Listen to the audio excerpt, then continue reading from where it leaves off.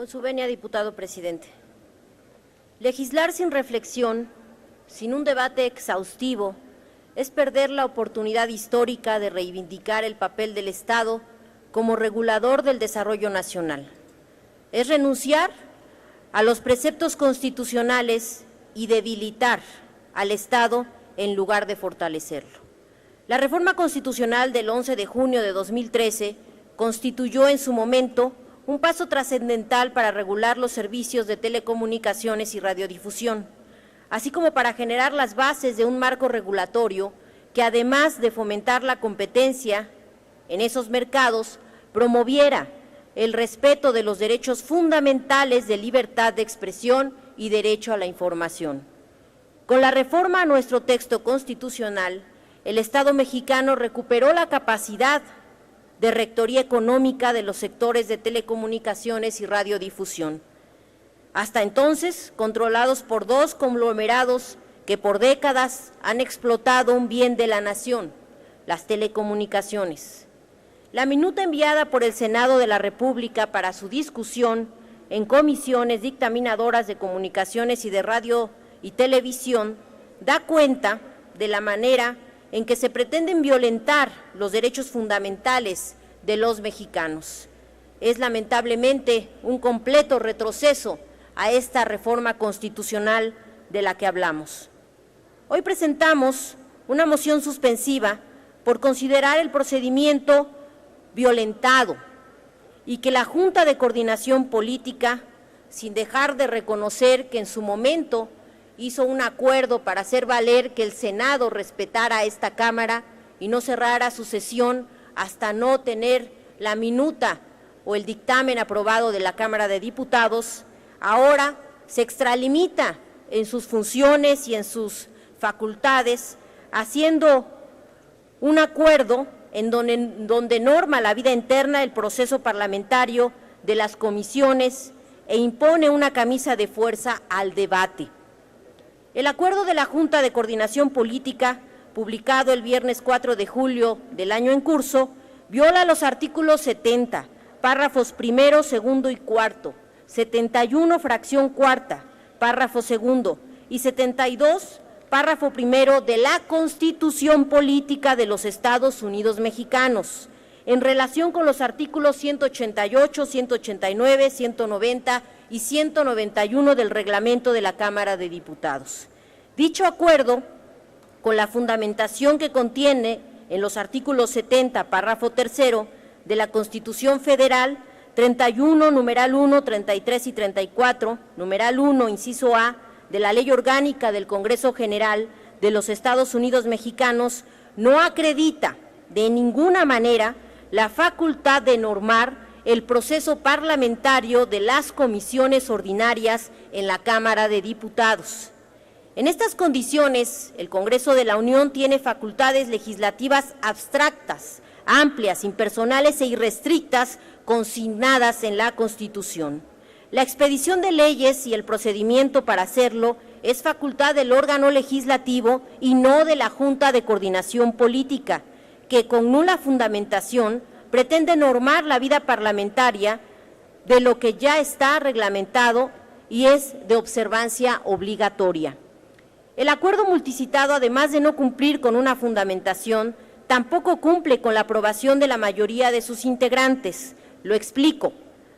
De dicho documento se desprende que de los 7 miembros que supuestamente lo suscriben, 3 lo firman por ausencia y 1 no lo firma, por lo que la mayoría de los coordinadores parlamentarios no estuvieron presentes para poder tomar una determinación que evidentemente es indebida y viola la Constitución, las leyes que rigen el Congreso General y la Cámara de Diputados. Es decir, se comete una arbitrariedad con falta de quórum.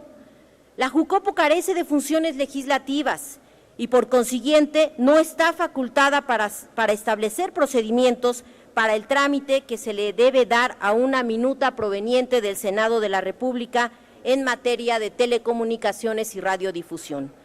En efecto, las facultades que se le otorgan en los artículos 70, párrafo tercero de la Constitución Federal, 31, numeral 1, 33 y 34, numeral 1, inciso A de la Ley Orgánica del Congreso General de los Estados Unidos Mexicanos no la facultan para expedir acuerdos reglamentarios, sino su facultad atañe a aquellas cuestiones que permiten el adecuado ejercicio de su función como órgano conformador de acuerdos, relacionados con el contenido de las agendas presentadas por los distintos grupos parlamentarios.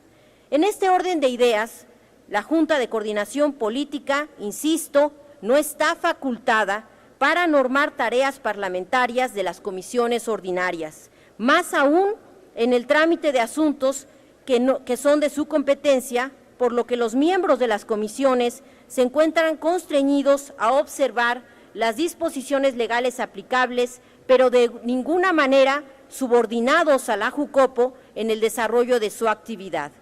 Se reitera que la JUCOPO no debe alterar el procedimiento establecido en las leyes y reglamentos que rigen la vida interna del funcionamiento de las comisiones ordinarias, asumiendo funciones de orden legislativo que no le corresponden. Lo que implica cancelar la discusión en lo particular en comisiones es impedir la confrontación de ideas de la minuta, pues aun cuando la ley secundaria se recupera, como se dijo en la colegisladora, letra por letra, la definición de preponderancia, quedan en omisión absoluta las reglas que permitirían, y esa es la gran ausencia de esta norma secundaria, que el órgano regulador estableciera límites a la concentración de frecuencias, al concesionamiento y a la propiedad cruzada, que controle varios medios de comunicación, que sean concesionarios de radiodifusión y telecomunicaciones, que sirvan a un mismo mercado o zona de cobertura geográfica. Son 3 aspectos los que estaban llamados a ser los instrumentos idóneos para una regulación eficiente de los mercados, que están ausentes en esta ley secundaria que se nos quiere presentar como un gran avance en los derechos de la información, cuando no tiene estos 3 aspectos fundamentales.